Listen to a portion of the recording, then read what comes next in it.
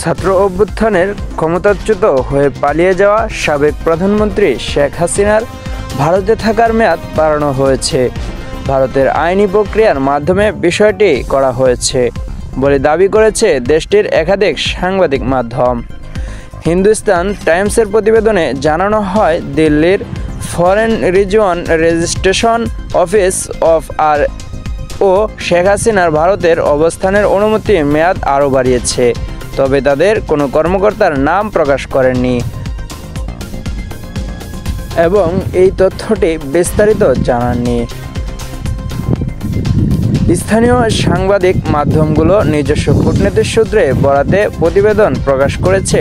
তাতে জানানো হয়েছে, ফরেন রিজিয়ন রেজিস্ট্রেশন অফিসে আসা আবেদনের পরিপ্রেক্ষিতে শেখ হাসিনাকে এই সুবিধা দেওয়া হয়েছে।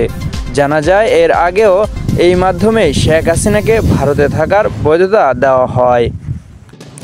দেশটিতে উদ্বাস্তু সংক্রান্ত আইন না থাকায় এমন পদক্ষেপ নেওয়া হয় বলে জানা গেছে।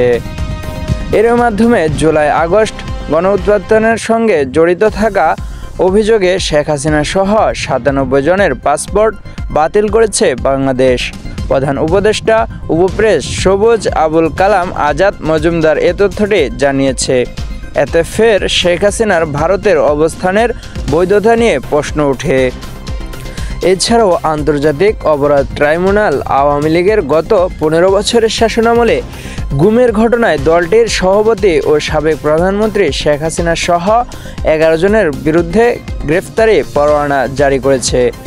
সোমবার ট্রাইব্যুনাল চেয়ারম্যান বিচারপতি মোহাম্মদ গোলাম মুর্তজা মজুমদার নেতৃত্বে ৩ সদস্যের বিচারক প্যানেলে এই আদেশ দেন বলে জানা যায়। সাদিকুল ইসলাম, উন্মুক্ত বাংলা।